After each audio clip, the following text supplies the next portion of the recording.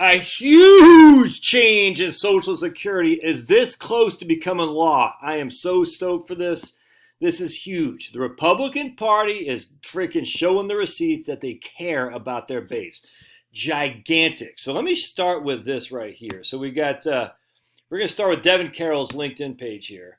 And Devin crushes, man. I don't agree with everything. I always got to call. I don't agree with everything Devin says. Blah, blah, blah. I don't care. But, he doesn't agree with probably anything I say because I'm just a caveman.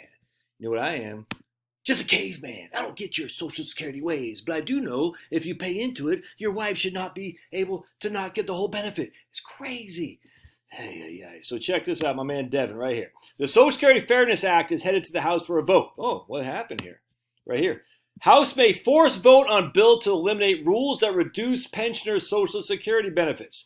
House lawmakers have reached the number of signatures they need to prompt a vote on a bill that eliminates certain rules that reduce Social Security benefits for pensioners, retirees.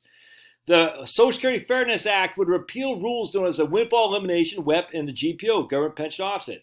The bipartisan bill has wide support in both the House and the Senate. Yes, sir. Right here, my man from Louisiana, Garrett Graves.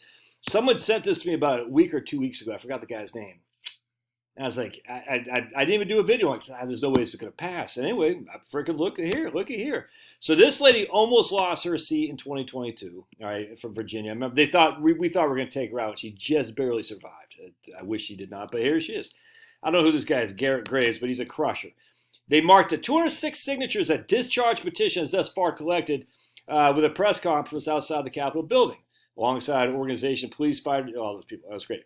By Thursday afternoon, the number of signatures had climbed to 218, enough to force a vote on the bill. The bipartisan bill would repeal GPO and WEP, and that currently reduce Social Security benefits for 3 million Americans. We've taken on a bipartisan basis something that's just completely unjust as the Republican crusher.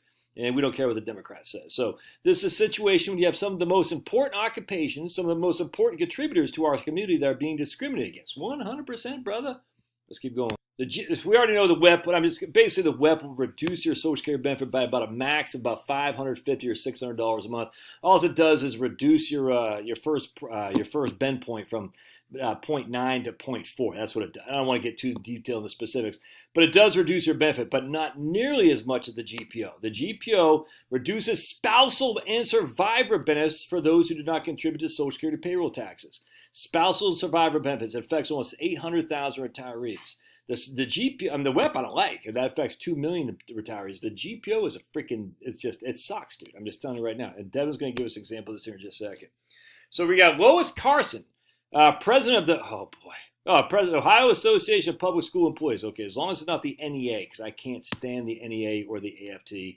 So I'm hoping this is not the same. They're not a part of the NEA. But anyway, either way, they're going to get the benefit of it. That sucks. I can't stand them. But hey, man, the teachers are the important ones here. I don't care about stupid Randy Weingartner, whoever the hell runs the NEA, some commie Marxist scumbag. But Randy Weingartner from the AFT, she sucks. But the teachers, you can't hold the teachers responsible for their freaking insane leaders. It's kind of like holding the UAW members responsible for their insanity leaders. You just can't do that, dude. You see what I'm saying? So at the end of the day, it's the teachers. And a lot of teachers in Texas, Georgia, Virginia, a lot of red states are the ones who bear the brunt of this. I'm just telling you right now. And it's like, if you want to make an impact on your constituents' lives, especially those who are in public service, police, fire, and utility, municipal workers and teachers, get rid of the WEP and the GPO. This is huge. And guess what? That's the Republican base. I've been saying that for years. So she said during that the rules affected the decision she made to support her family after her husband passed away. While Carson was able to receive income from his pension, she was not able to access Social Security survivor benefits as she and her husband both were public employees. I continue to work after 37 years because if I retire, I'm going to lose half my funding because of this law. Our friend lost $1,200 a month Social Security benefits she received on her husband's record after she retired from a job as a public school employee. Now, it does face uncertainties. Let's take it. The House bill has 327 co-sponsors now. The momentum's here. Then we go to the Senate, where it has 62 co-sponsors. Time constraints may limit the effort's progress. That's my only thing right here. Both the Senate and the House have a lot of work to do before the end of the year. And, the election's only, 55 days away or something like that. Anyway, I just could not be happier that they're doing this. this is good. This is good stuff. So let's go with Devin's example is here. The goal of the bill of the WEP and the GPO was, let's see here, it was were put in place to make the system fair, but the result hasn't always met that goal. Here's an example. Imagine two people worked as accountants and earned the same salary for 20 years. Afterward, one became a teacher in a state where they did not pay into Social Security, and the other one stayed home to raise the kids. When they retired, the person who became a teacher would receive a much lower Social Security benefit than the one who stayed home, even though they both paid the same amount into the system. That is why WEP is often called a penalty for public service. The same issue exists, even worse, with spousal and survivor benefits under the GPO. If someone didn't work, they would be eligible for a full spousal or full survivor benefit, but if they did work in a public service, they aren't eligible for the whole thing. In fact, the GPO could eliminate every single bit of their Social Security survivor benefit you get. It's crazy. That is why WEP and GPO are seen as unfair by many public workers. What do you think? Well, of course the rule should be replaced. Anyway, so the guess would have to, the reason that they're saying it doesn't have a lot of time, have 55 days until the election. And as such, that puts, I'm surprised this is coming right now. So wonderful thing here. It's good the Republicans are joining on board. 327 co-sponsors in a House that's only 435. Good stuff, Republicans. Let's see this through, man. Let's see this through. Send it to Sniffy Joe's desk. He'll sign it. Trump would sign it. But then you got a new Congress. Got to go through the whole thing next year, and it'll be put on the back burner. So this could be huge. Oh, but Josh is. I don't want to hear it. I just literally don't want to hear it. It's not fair. I don't care.